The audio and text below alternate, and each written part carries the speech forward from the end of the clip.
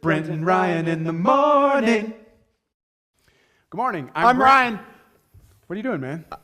It's always Brent and Ryan. Brent and Ryan. Well, of course Brent and it is. Ryan. Why can't it be Ryan and Brent for once? Well, I think that's obvious, but what you're saying is exactly what we read about this week in Matthew. But before we get there, I am Brent, and this I'm Ryan. is Ryan. And this is Brent and Ryan in the morning. And yes, this highlights one of the big things that Matthew talks about here, because we get a little inside baseball of what's going on between some of the disciples, that they're kind of jockeying for position. And so there's this one spot where they're trying to say who's the greatest, but then there's the other story where their mother comes up and says, "Which one of my boys? I want both of them, one on the left and one honestly, on the right." if I was there, my mom would totally do that for me. If you know my mom, you know it's true. That is true. But Matthew makes sure to highlight what Jesus taught in this moment was that it's not so much about who's first and who's last, but it's all about being a servant. And Jesus even makes the comment, that if you're the first here, you're the last there, and the last shall be first and all this. But ultimately, to really be a leader, it's all about being a servant. And of course, we see that so great in Jesus and how he lived his life.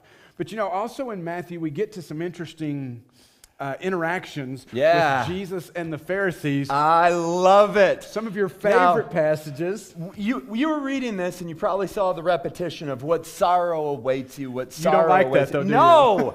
The classic King James or the NIV has, "Woe to you, Pharisees! Woe to you, whitewashed tombs!" And I just love, Jesus throws the gauntlet down. I just am like, let's get in there. Punch him where it hurts. And we talked about this last summer in our Red Letter series. Yeah. And fortunately for Ashworth, I chose to assign that sermon to I Amy wanted it so rather bad. than you, because I felt like, sometimes there are passages that might need a little softer touch. But why? Are you saying I couldn't do that? Oh, you could do it. We just want people to come back the next week after you do it. That's all I'm saying. Okay, fine. But what do you get from those passages? I mean, Jesus is harsh on these guys. He is. What is that about? Well, the Pharisees were all about doing everything that looked good on the surface.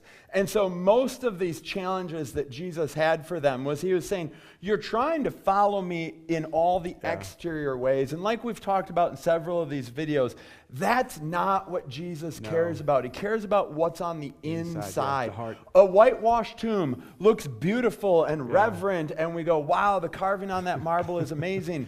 But inside is a dead, lifeless It's still body. a tomb. Still a tomb. Nothing's changing that.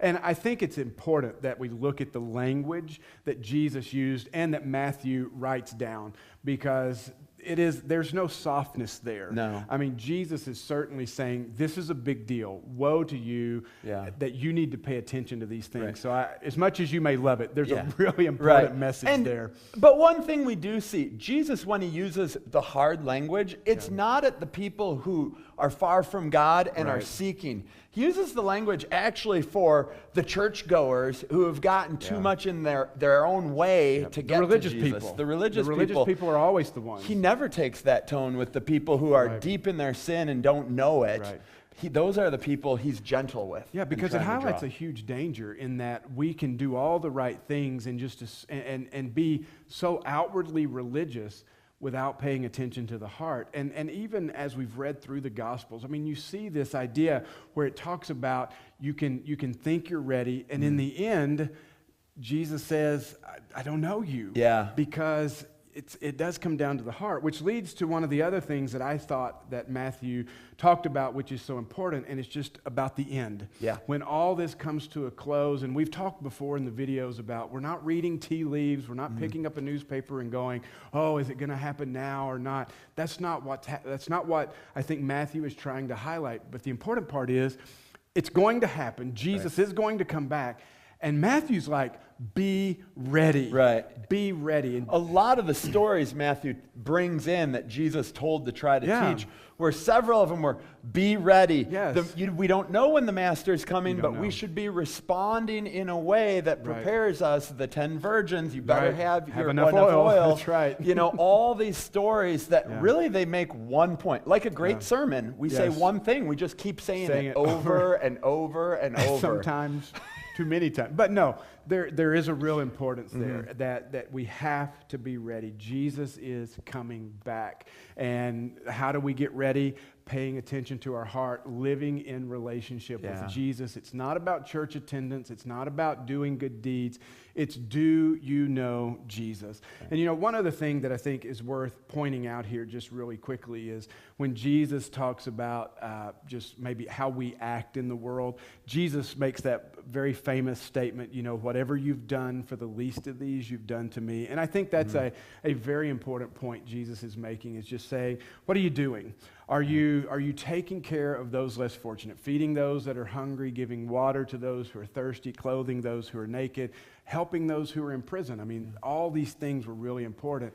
And Jesus is saying, don't neglect these things. And if Jesus went to Ashworth in 2019, he would say, buy more peanut butter, because this Sunday is the last opportunity for you to buy peanut butter for the hungry kids in Des Moines. And we're very close. We're almost there. We are. So we definitely want to do that. And that's a silly example, but a perfect example of how we can give back and serve those in our community who may not have everything that we have. So, and honestly, there's going to be other opportunities coming up in May. We've got a great thing we're going to be announcing here very soon. We're very excited about, and so be looking out for opportunities to plug you in even more to giving back and serving those in the community. All right, Ryan. Well, this is the end of week 11. That's right. We're almost done with Matthew. If they haven't heard enough about Matthew, you always can go back. Last summer, we went through a series called The Red Letters that ended up being an entire series out of the book of Matthew and Jesus' teaching here. And we'll put a link down below so you can find that if you want to. Some great messages. But 4 weeks to go, 4 weeks till Easter. And so we want to ask, who have you invited? Who are you praying to invite? Who are you giving that invite card to this coming week to have them join you at Ashworth? There's going to be some great things happening at Easter, and we're excited and hope that you know that, and we'll invite people to join you. It's a great day. It's a great day of celebration. We hope that you will be there. So this has been another great, exciting episode of Ryan and Brent in the morning. Last shall be first, first shall be last. We'll see you guys later.